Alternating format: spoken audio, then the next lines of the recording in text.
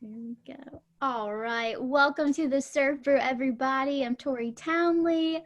I'm not sure if anybody's got their coffee, but you know how it is. It's our virtual coffee break. Whatever time of day you're listening to this, it's always time for coffee and serving. So, so excited to have you guys checking in. We've got a really great treat today.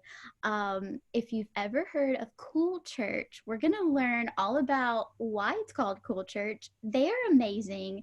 They're doing so many incredible creative things in their community, and they have a really rad idea that they're going to share with you. So stay tuned till the end, and they're going to break down all the how-tos. But before we get into all that, I want to introduce my buddies, Pastor Joe Wilson and Mitsy Nieves. I actually Googled how to pronounce it, and then I just botched it again. It's okay. Oh Nieves. Nieves. Okay. I practiced it so many times. So embarrassed. Anyway, thank y'all so much for jumping on today. Seriously, like really just mad love for y'all's church, mad love for what y'all are doing. Mitsy, I got to meet you on one of our virtual serve meetups, and you're just incredible. So many ideas, and we just love the culture. So if you guys would introduce yourselves, I did a horrible job, except just that I love you. Introduce yourselves, tell us about your role your passions, your dreams, and then we'll kind of jump into what the church is all about. Well, I'm Johanne Wilson. I co-pastor the church with Terrence Wilson, and we launched a little over a year ago. Probably like now we're at a year and going closer to 2 years.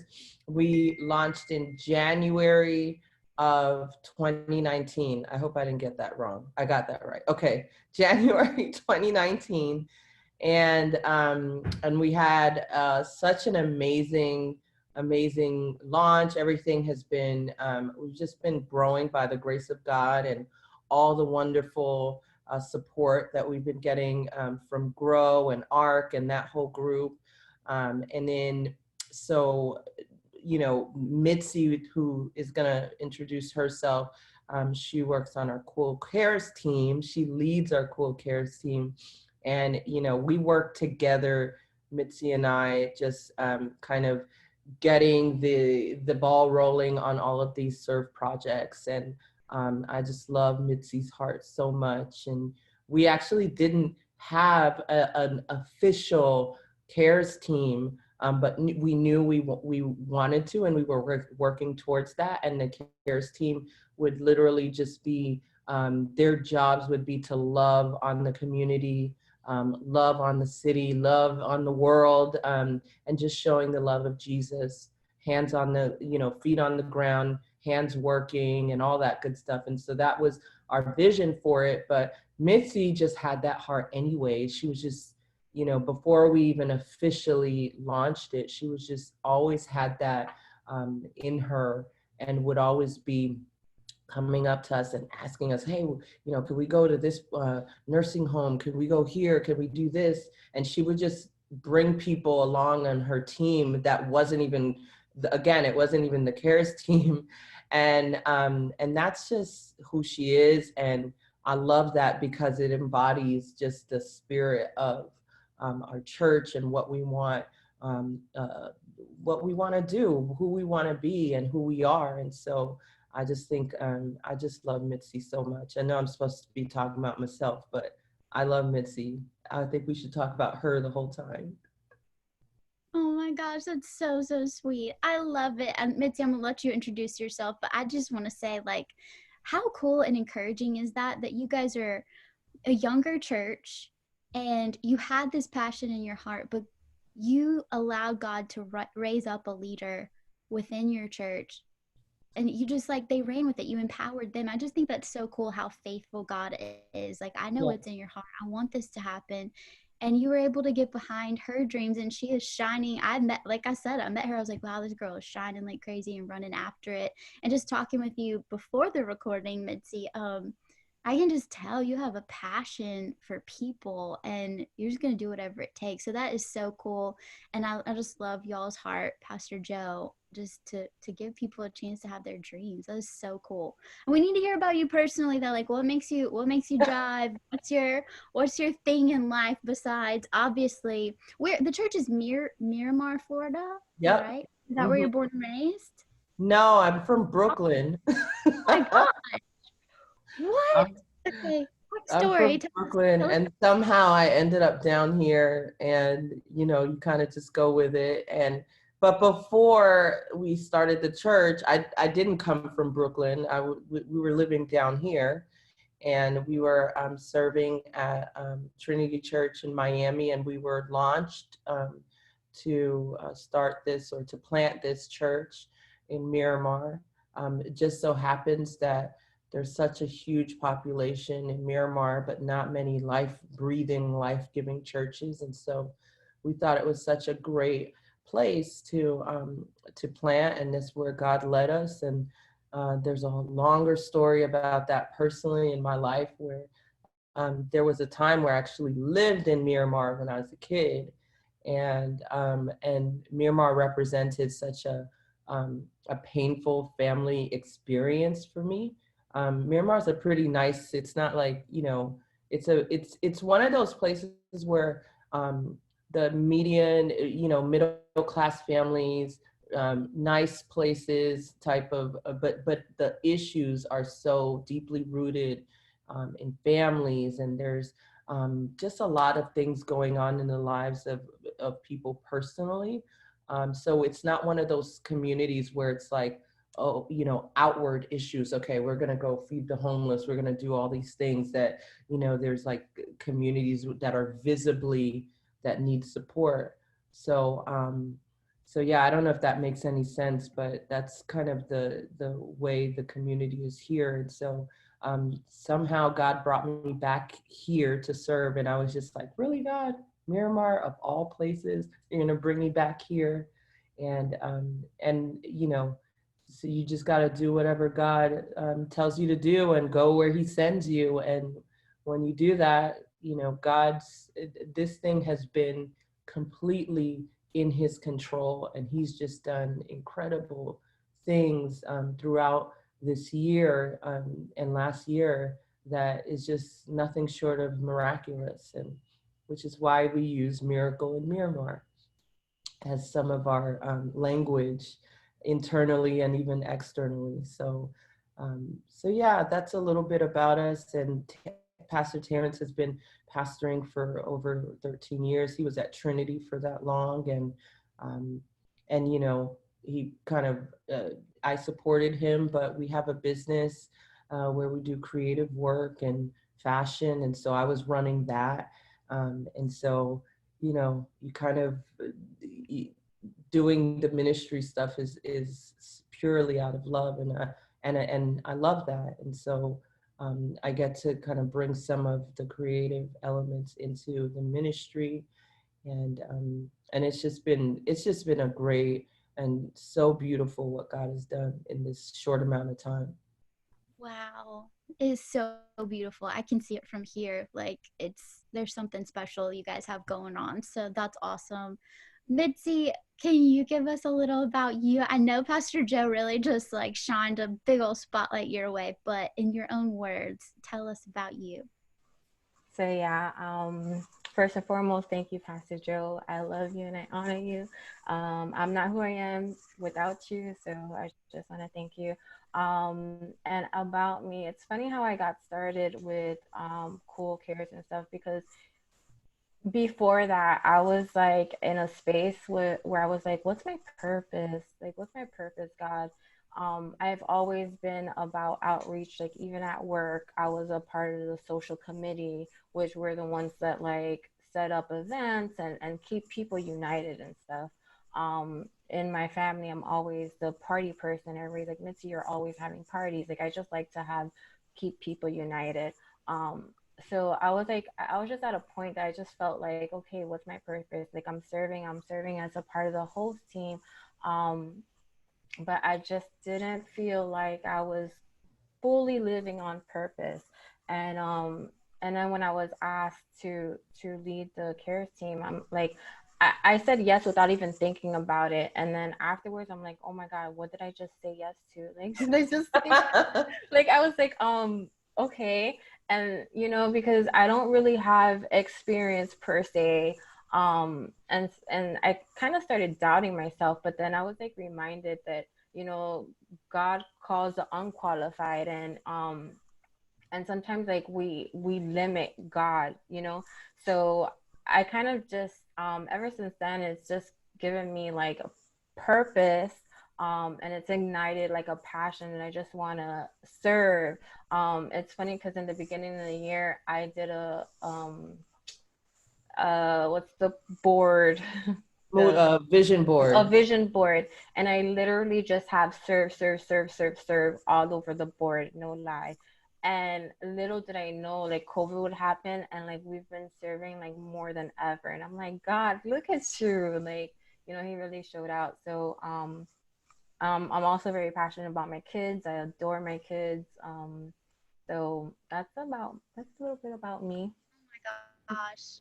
Do you have a picture? You have to send us a picture of the vision board if you still have it. You Yeah, like like it's perfect. very simple, but it just says serve all over it. Oh my gosh. You were prophetic and didn't even know it, man. I That's really so did. cool.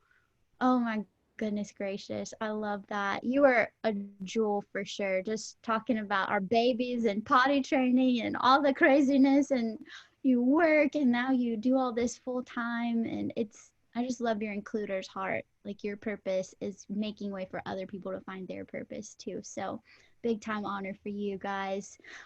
Okay, so Pastor Joe, you shared a bit about the city and the needs there. So maybe if y'all could maybe zone in on that a little bit, like what makes it so unique, which you touched on, but then also how do y'all take that and reflect your outreach into it? Like this is the needs that we've discovered, this is what we've seen, this is what we are seeing, and then here's how we act on that. And I know y'all are doing so many different creative things. So what's your formula? How do you figure out your sweet spot, find your favor?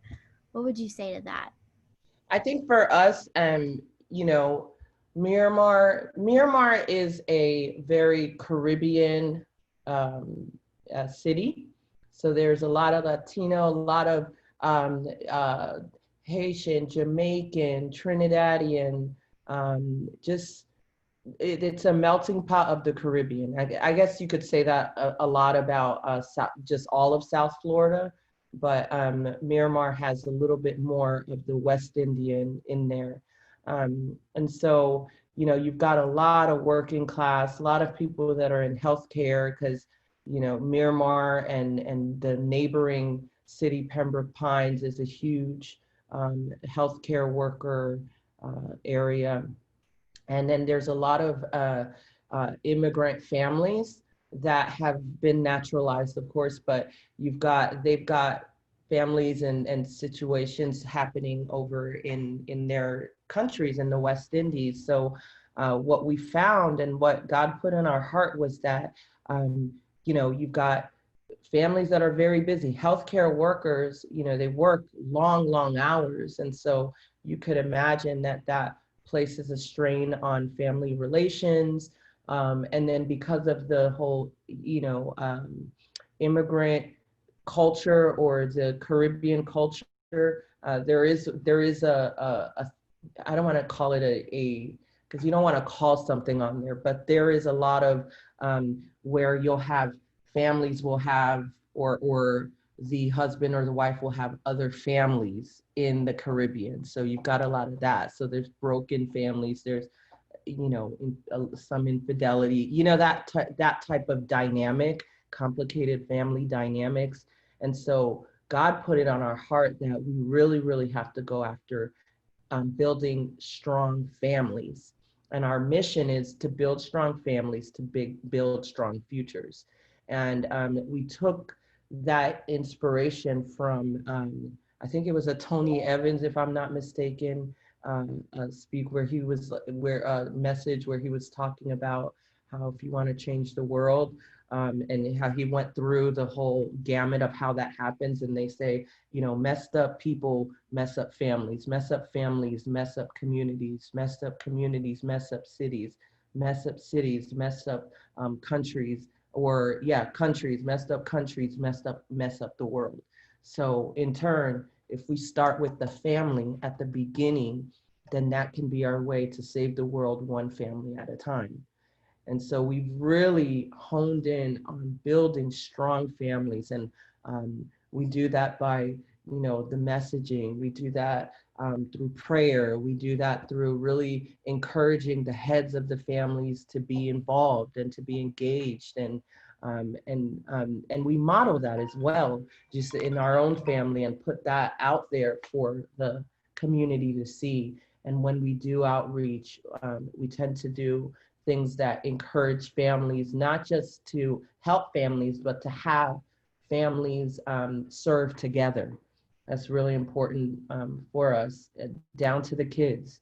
And so that just really pounding that messaging is very important for us. And you know what, you get what you go after, right? So we've seen so many and gotten so many beautiful testimonies about family restoration.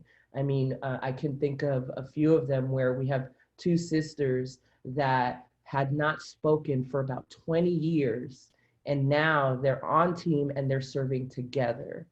And I mean, it's just, and as they tell that story, I mean, it's tears. You just, how that kind of unfolded. We have the same stories with fathers that haven't spoken to their families in years.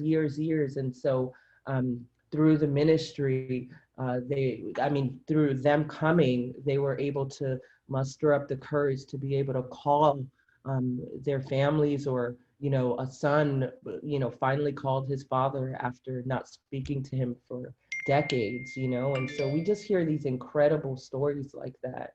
And we see so many, when we were meeting in person, of course, we would see so many families coming to church together, which doesn't seem like that impressive, right? I mean, if you go to church with your family, but I know for me, I've grown up just seeing women in church. You know, they'd come by themselves and they'd bring their kids, or just come by themselves. And so it was such a blessing for us to see, wow, like we're seeing entire families, even down to the grandparents, like generations coming to church together.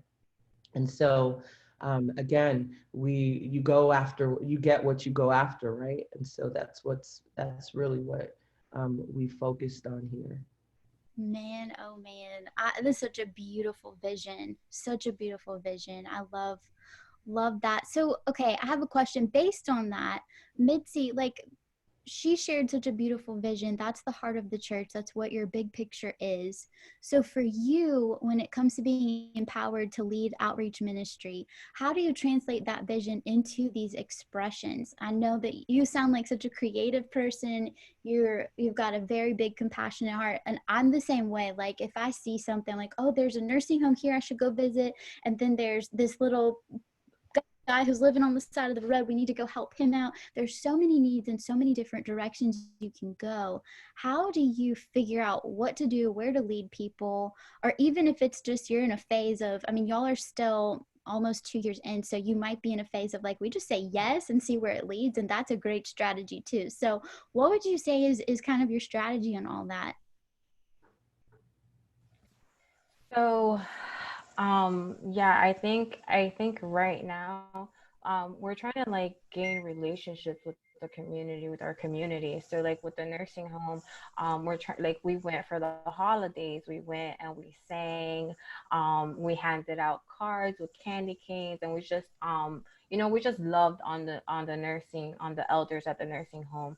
So we're just trying to basically gain relationships, because not only are we trying to reach, like, the elders in the nursing home, but they're all the nurses, all the administrators in that nursing home, let them know that, cool church is here and we're a family and they're all welcome. So that's basically it's I guess like we just come up with ideas and just go for it. I think we that go for it. something important to note too is that in the community, they this is not the kind, and I don't think this should be the case anywhere, but um, this is not the kind of community where they like handouts, because people are are very prideful, and I don't mean that in the negative way, right? They have pride for their community, their heritage. They work hard for everything they've got, and they take pride in that. So this isn't the kind of community where it's like, oh, handouts, and if you try to do the handout thing, more than likely they won't take it. So for them, it's like our approach has been more like, get to know the community, show them love, and that's it. It's not so much, oh, let me go find somebody that looks like they need help or looks like they're having a hard time, because every time I know I've done that a few times. Like, I remember I pulled over on the side. There was a woman that was sitting on the floor, and she looked like, she was having a rough time. And I had leftovers from an outreach, and I tried to give it to her, and she refused to take it. And I know that's not such a unique issue, but that I felt like that was very telling for the community, that it's not about a handout. It's about partnering with people, appreciating them, loving them, seeing them as human beings. And I think that's why this birthday celebration was such a huge, had such a huge impact as well, because it wasn't about giving them another bag of food or whatever. It was about celebrating their existence, because they're people. God made them too, and they're important to God. And so as we celebrate everybody else, they should be celebrated as well. Oh my goodness gracious. Yes, that is something that is so close to my heart, and we talk about a lot on this podcast. It's like it's so much more about learning to see people, learning to listen to people. Serving, it cannot be just charity work. It cannot just be a one-way street. It's a Yeah. reciprocal thing. You're Yes, it reflecting each is. other. Your souls have to connect. It can't be, I'm a hero, I'm here to save the day. I always try to remind people that. So I love that that is so woven into the fabric of what y'all are doing. So you mentioned the birthday outreach, which is where this whole podcast interview came to be. You guys posted it's called the Homies birthday celebration, correct? It's so Yeah. cute. I love it. So it popped up on our social media feed, and me and Pastor Dino were texting. He's like, oh my gosh, check out this idea. I was like, I know, it's brilliant. So y'all have to tell our listeners what this idea is about, how it came to be, and just again, like, paint the picture of how it brought forth so much dignity. Like, y'all have to, listeners, you have to go back to @WeAreCoolChurch on Instagram and check out the photos. But yeah, tell us about that. Give us some backstory. I want Mitsy to kind of go through it, but just before that, this summer, we COVID happened, right? So of course we couldn't meet in person, and this sounds crazy, but I'm actually very grateful that COVID happened, and we had to kind of shut down our comfortable way of doing church, because it forced us to really reevaluate and say, hey, church is not about a service. Church is not just about a message. Church is not about gathering on Sunday. Church, this is our life. So I love that aspect of what has happened, and I believe that we've grown even stronger in this season. And one of the things that we committed to as we were in this season was serving more, because the reality is that what in a time like this, the best thing that the church can do is be there for the community, and be the hands and feet of Jesus. I mean, that is church, right? And so we had been doing that throughout COVID, but during the summer, we said, okay, let's dial this up a little bit. And we just came up with this campaign called Summer of Service. And so every week Mitzi's team led a different outreach. And so, I told Mitsy, I was like, have your team just come up with creative things, ways you can love on the community. The only thing is I don't want it to be like your typical things, you know, like we think out of the box. Let's have fun and really, most importantly, let's meet needs that are not being met. And so that's really where I asked Mitzi to do that, and she killed it. And the other thing I love that she did with her team is that she had um, a different person from the team lead each week. So in essence, she too is building up leaders within her team. So go Mitzi. Yeah, so for the homie celebration in particular, one of the a homeless shelter down here in South Florida, they actually do like an annual birthday celebration for the homeless that are in their shelter. And one of the girls on my team like sent me an email showing me that what they did. And immediately when I saw that email, I'm like, we need to go to Fort Lauderdale with our homies and celebrate them. I'm like, it will be so cool. And at first, like, I just got like the whole celebration, but I didn't really like, I was like, God, like, show me like how this should be done. Like, how could they, like, how they would really feel celebrated. Because at first I just thought, okay, maybe a cupcake, like give them a cupcake and sing happy birthday to them. But it's like a lot of them, so I just kept praying and asking God, and then like he just gave me the vision to just do a little red carpet, put some balloons there, put on some music, and like just have like a hype team to just celebrate them. And you know, I know we're just setting up, like they were already in line, and they're like, what's going on? And we're like, we're celebrating your birthday. They're like, my birthday? And we're like, yeah, even if it's not your birthday today, we're celebrating you.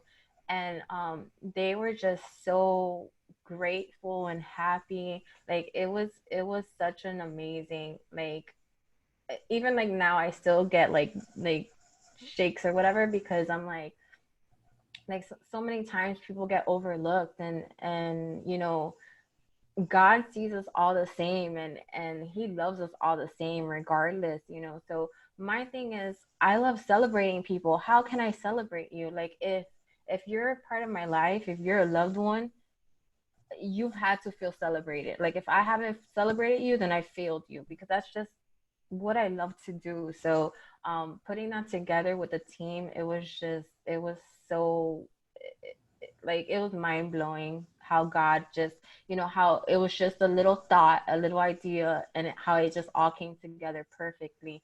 You know, God's amazing.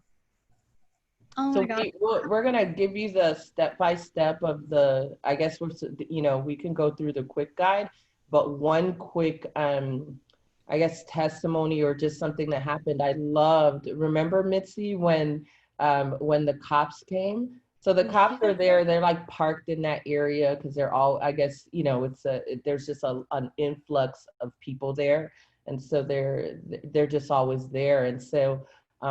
So the cops kind of stopped because we were like making a lot of noise because somebody was on the red carpet, and they're kind of looking over, and then Mitzi goes over and they're just like, man, thank you guys for doing this. Since you guys have been out here, the whole atmosphere of this area has changed. Like it is not like this usually where we have no problems. Nobody's giving us issues over here. It's just a whole, what really struck me was when they said the atmosphere has changed, because that's what the Holy Spirit does, right?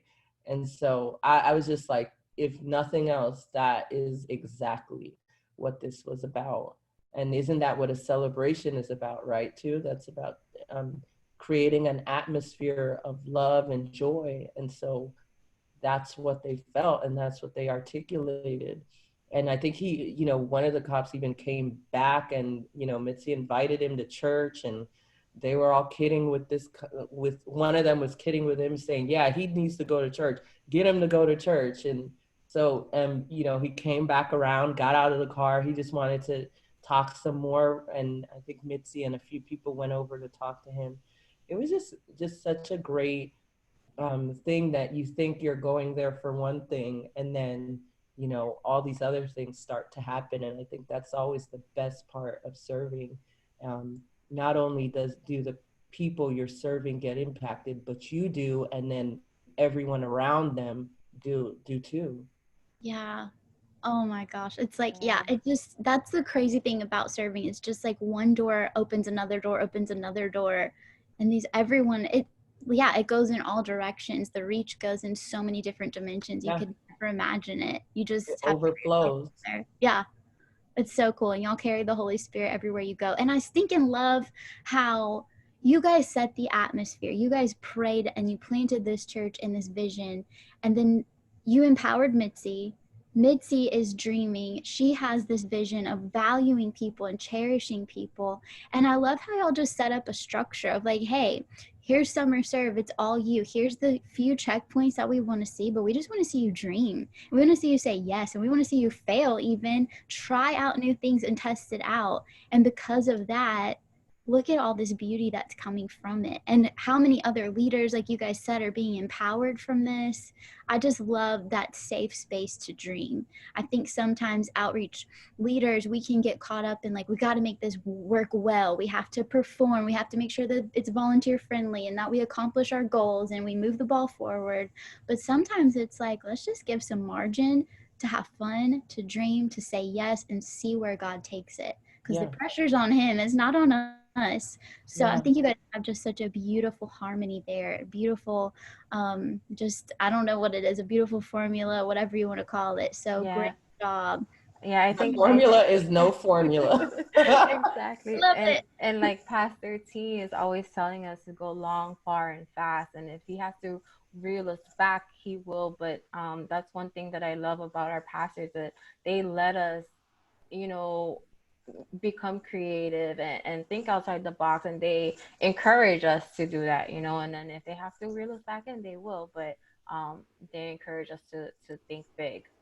That is incredible. And that's how you get such a colorful, beautiful church, because you let people dream. It's Yes. brilliant. I love it, love it.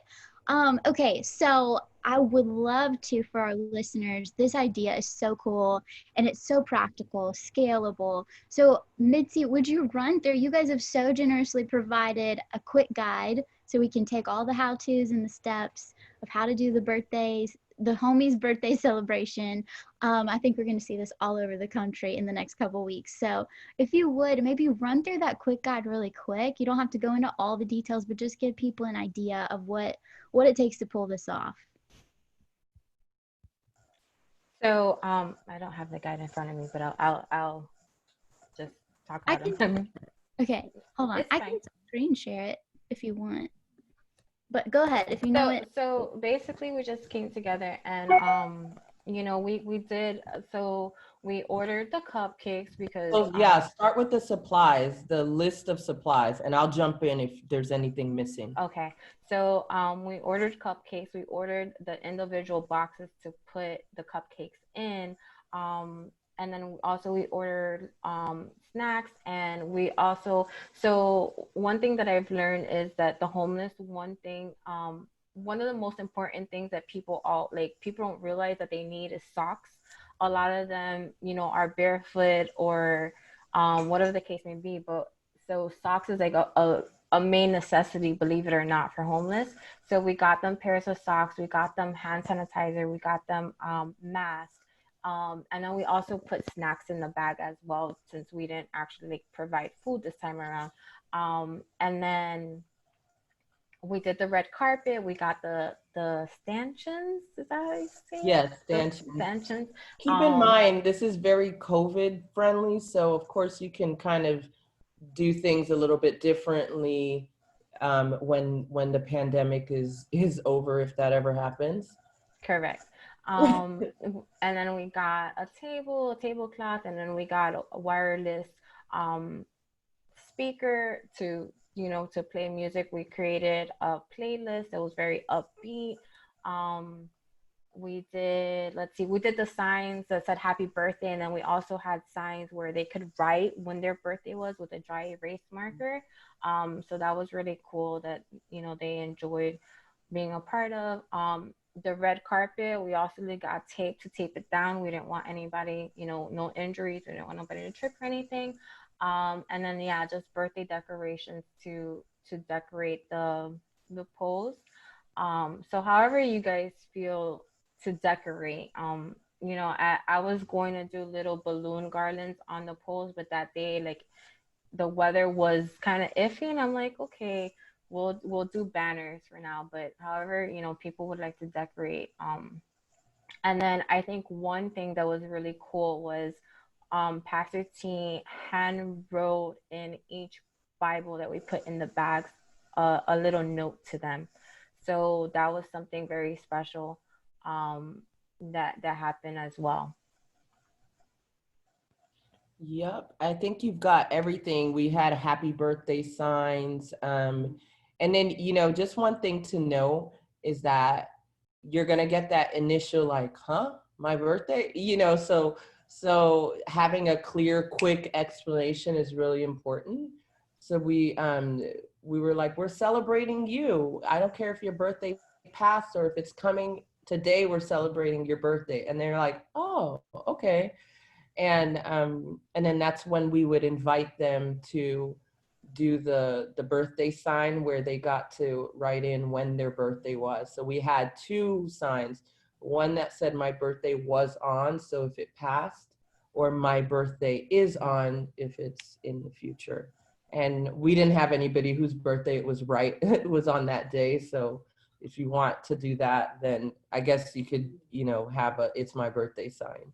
So and that's kind of how we got those photos, which they were happy to take. And then the day before, Mitsy and team filled all the gift bags, so they were already ready to go.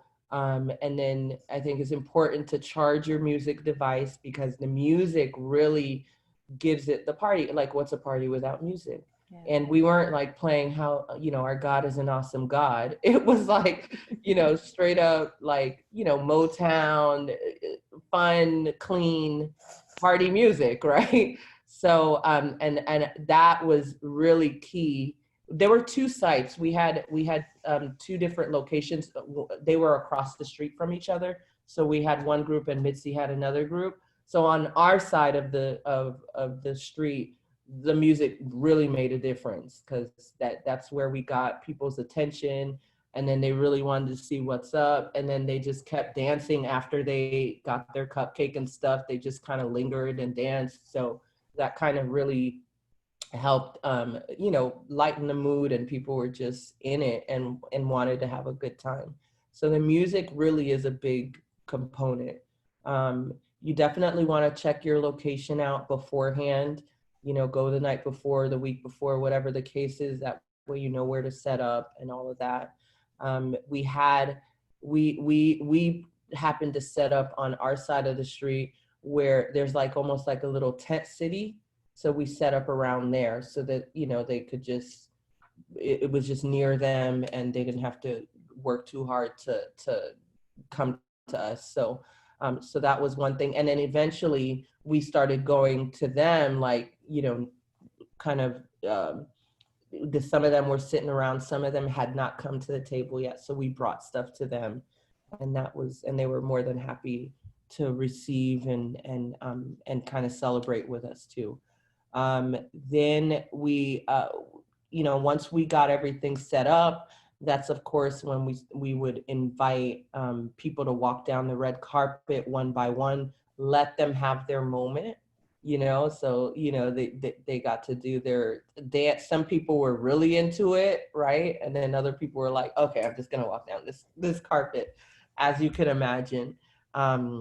It sounds like Mitzi's side was a lot more into the red carpet than our side. But yeah, so the carpet was great. And then before they walk off, we invited them to take the pictures. Some of them naturally don't want to take pictures, and then others of them are happy to do so. And then we just, you know, keep wishing them happy birthday and letting them know that they're loved and they matter. We see them, and some of them wanted prayer. We offered prayer, of course, um, and just made sure that throughout this whole time, we just respected their space in from a physical distancing um, aspect. So we made sure to do that. We packaged everything individually for the purposes of making sure that we're not overhandling things and people aren't and cross contaminating things. I think even after COVID, I think that would be a good practice anyways, to have individualized items. That way you don't have to worry about um, any kind of cross contamination. I think it helps to have floor signs. You know, if you're going to pray, say, okay, you stand in this, you know, on this circle, and I'll stand in that one. That way you kind of maintain that social distancing as well. Um, what else? Yeah, and the extra tips, one of them is to bring extra shoes. Yes. Um, make sure that you have extra shoes or sandals or something in your car, because you never know how, you know, how God will lead you to do something that you didn't really anticipate. There Which was is a what happened. Tell Yeah, them. Yeah. so we had a testimony of one of our servant leaders that he was there and he just heard the voice of God saying, "Are you ready to give up your shoes?" And he had some like Jordans, some nice shoes. He always wears the nice shoes. So and then he was like, "God, what, huh?" And then kind of like just brushed it off. But then he, like a little bit later, he was talking to one of the homies, and the first thing that came out of his mouth was like, "Man, my feet have been hurting so much," or like something of that nature, where he just like literally felt that conviction and just took off his shoes and gave it to him. And I think the sweetest part about it is that, you know, he gave him his shoes, but then like the homeless gave him his sandals. I mean, that wasn't very sanitary or anything, but it just showed like his humbleness. Like he didn't want, you know, Jimmy to be without shoes, so he gave him his sandals in return. So it's just, you know, it's something to think about, that you never know like how God will convict you. So just always have extra shoes. That's so funny. I love that you wrote that in there for the next person. Like, let me prepare you and save you your Jordans. Yeah, because Or bring some extra Jordans to give away, whatever yeah. the case is, you know? And the funny thing is that Jimmy didn't have extra shoes, and I'm like, you can't walk around here barefoot. And I had like a pair of flip flops in my car, but they're like a size 6. So if you look at the videos on our Cool Church page, you'll see Jimmy with some flip flops that barely even fit him. But I mean, that's all we had at the time. So definitely bring Oh extra my shoes just gosh. in case. That is the sweetest story, though. Like, oh, it's such a precious story. That's Yeah. incredible. Oh man, I love So, it so so I much. think it's helpful to have that. And then we had a box of like new clothes as well. Just kind of like, it wasn't part of the gift bag, but it's like, we just stay ready for the need. And I just think that that's, you just don't, while you're there, you don't want to be like, well, I can't help or I can't meet that need, just have it there. And so we even took the box of clothes and just left them while we were there around the tent area. And they just came and helped themselves. And we had a little sign saying, you know, free, get whatever you need. And then, and when it was done, we took it back because we didn't want to really leave a mess.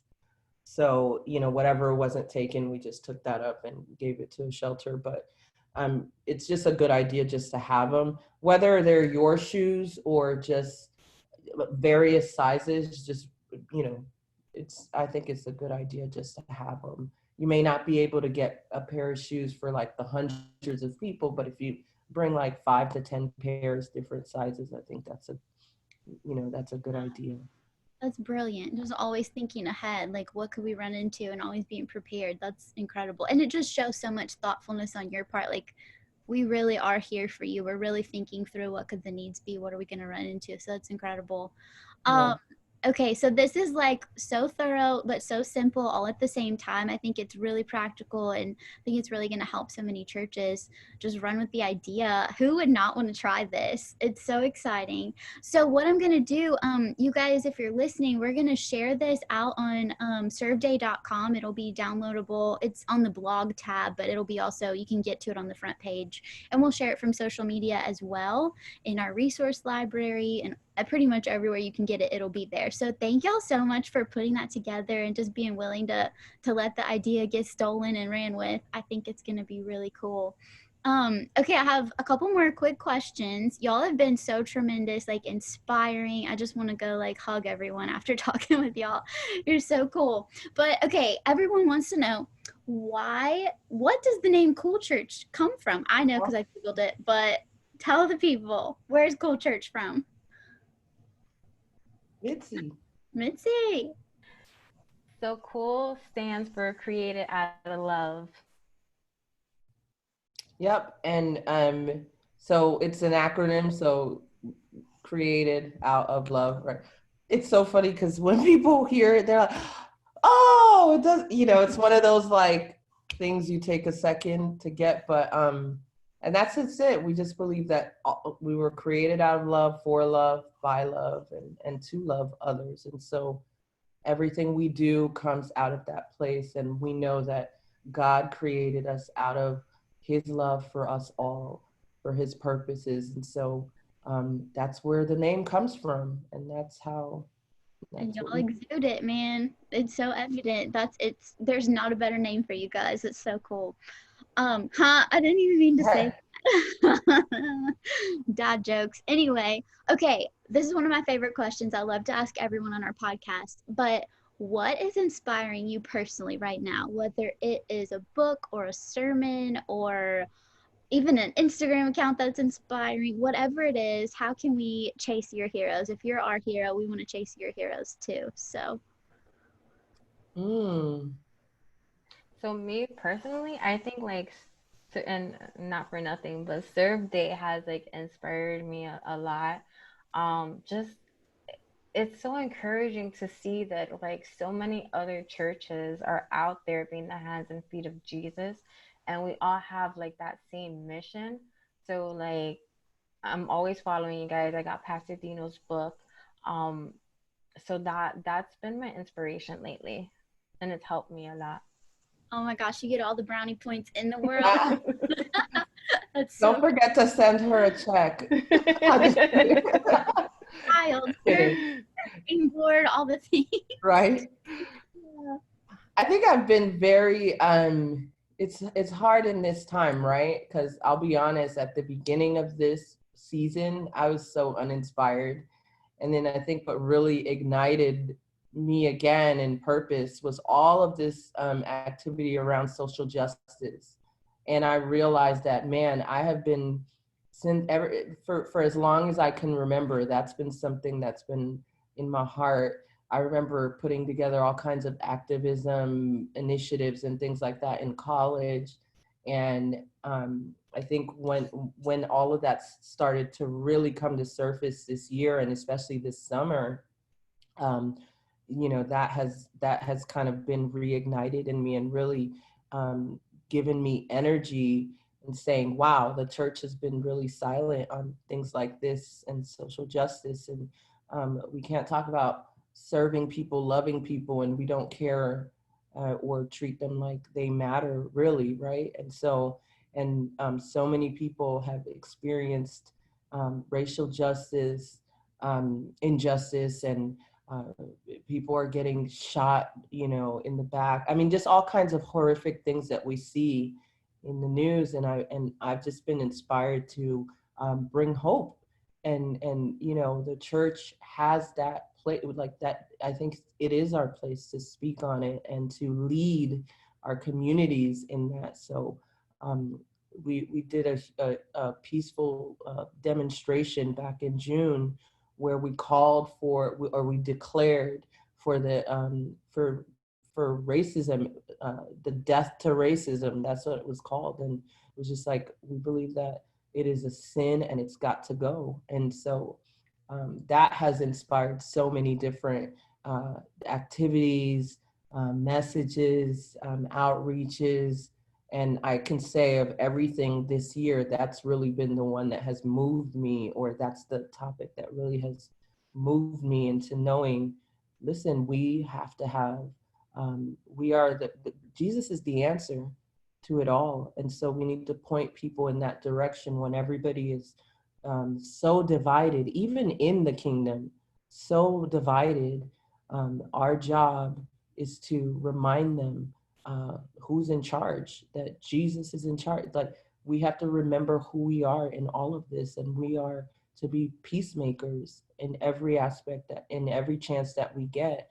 And I think that kind of huge, it's such a huge issue, as is all these other things as well. But it's such a huge issue and seems like it can never be fixed. But I believe it gets fixed one relationship at a time.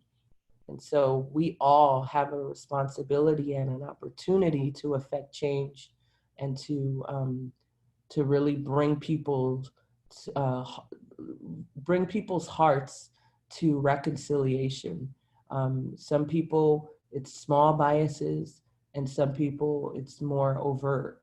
And so I think we all have a part to play in, and that's really been extremely inspiring to me, and seeing the moments where the church is rising up. I'm seeing it more than I ever have. And I just pray that it doesn't stop, because we got to keep going until it's gone, until racism is dead. Amen. Wow. Well, yeah, wow. Thank you for not only sharing that, but also for like being a voice in that. I know for me, like my position, I mean, I'm a little white girl. I don't know, but being able to find voices that I can trust and that I know have pure hearts, because there's so many voices being thrown out. There's so many shouldn't, all this stuff. And so for me, I am very sensitive. I will take in everything, which is great. Educate yourself, no more, seek out your blind spots.